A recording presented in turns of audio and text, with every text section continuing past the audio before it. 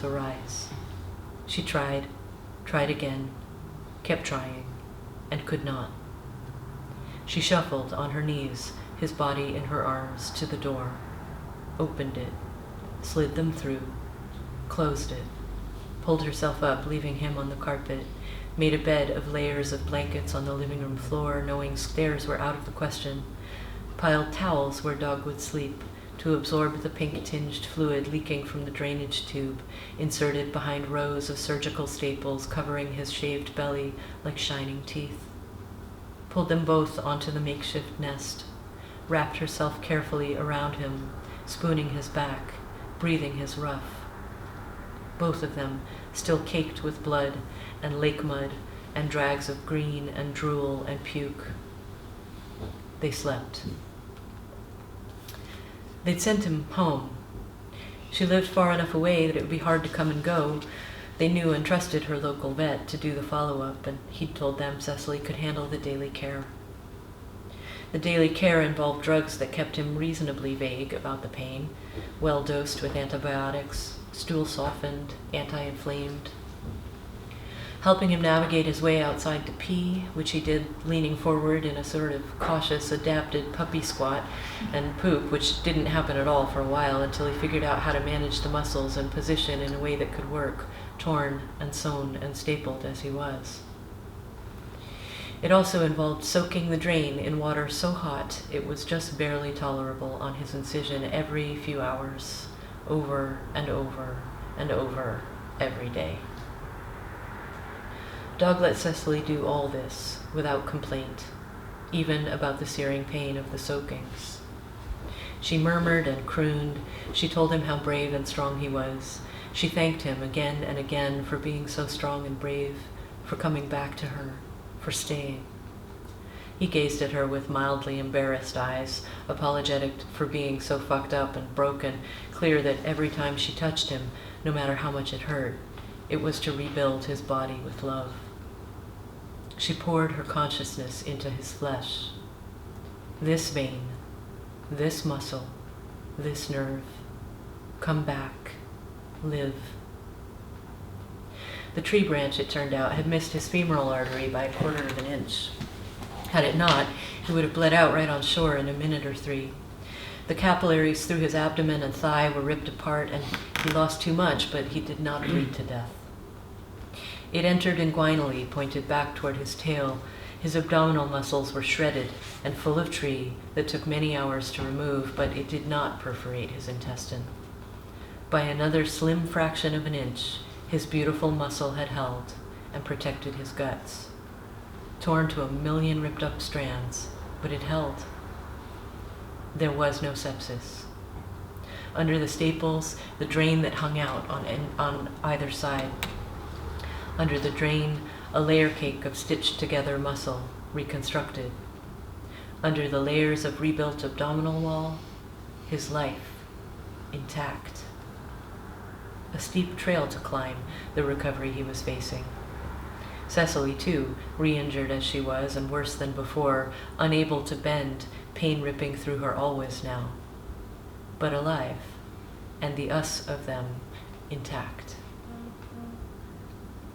3 days after she brought him home, she was confident enough in his stability to leave the room for a few minutes while he slept, drugged and deep. She went upstairs and checked her email. It was full of PayPal notifications.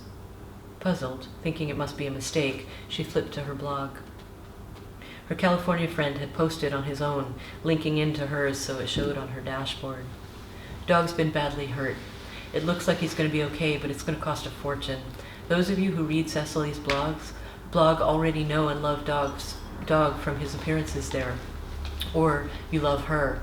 Listen, if you can, and are so inspired, now would be a really good time to put something in her tip jar to help with the vet bills. It's a steep road they're on.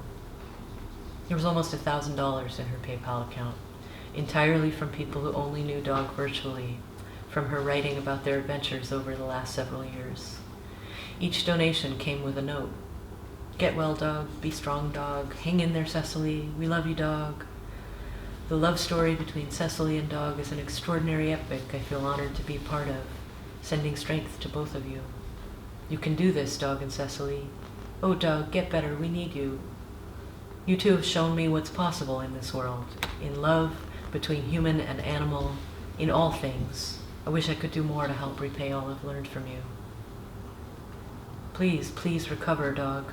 Please, please take care, Cecily. Love, love, love to beautiful Dog and his human beloved. Cecily cried. She cried and cried and cried. Sometimes her own species redeemed itself so spectacularly it made rubble of her heart. Many years later, after Dog was dead, Cecily explained to her California friend what happened during his visit to Vermont. That 80% of her was absent, deeply inside Dog's body, knitting together his muscles, sealing leaking capillaries, rebuilding broken nerve connections by sheer effort of mind-will, her soul swimming the summery streets of his veins, as Rothka called them, with a needle and thread in her teeth, stopping to mend, mend, mend, anywhere she saw anything out of place. I didn't have much attention to spare, she said, and you needed so much. I was giving him everything I had. This was true. What was also true, even in the airport, she'd known. She could smell on his neck the incongruence, read in the movement of his body the vast chasms she couldn't possibly fill and didn't want to. It made her so sad.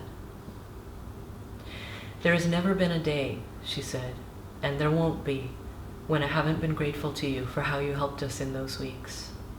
On the phone with me at Bev's, driving us both to physical therapy, that picnic in the field of daisies, blanket littered with our broken bodies, just being there, knowing what it meant. His chin on my shoulder in the car, her friend said. I'll never forget that he gave me that. Many years later, after Dog was dead, this worst day of her life became something else for Cecily. Not just the second worst day. A blue-gold-green day of stiff-legged rocking horse gait, because he lived. He was alive that day. All the way through all the horror, he was alive, and that made it a joyous day, vibrant and whole. In Vermont, Cecily knelt on the floor, Dog standing braced against her hip. Now stretch, she said, and gently extended his left leg backward, knee straight, toes pointed. Now bend, she said, and brought Dog's leg back in, knee curled, toes almost touching his scarred belly. Now stretch, extending. Now bend, curling in, his iridescent black fur shining, the scent of gardenias rising from his skin. Over and over, 50 times, every day. By autumn, he'd be running again, and when a stick touched his underside in the woods or water, he would no longer flinch. By the following year, circulation to his foot was fully restored and his leg no longer cramped. How he swam, glorious Dog. How valiant his lifelong love of water, even after, especially then. Now my turn, she said, and did her own physical therapy, Dog lying on the rug beside her while she tried to recruit muscle to do what bone and ligament could not anymore. His paw on her hand. Now stretch, he said. Now bend. Giggling, both of them, knitting themselves back together in a pool of golden light.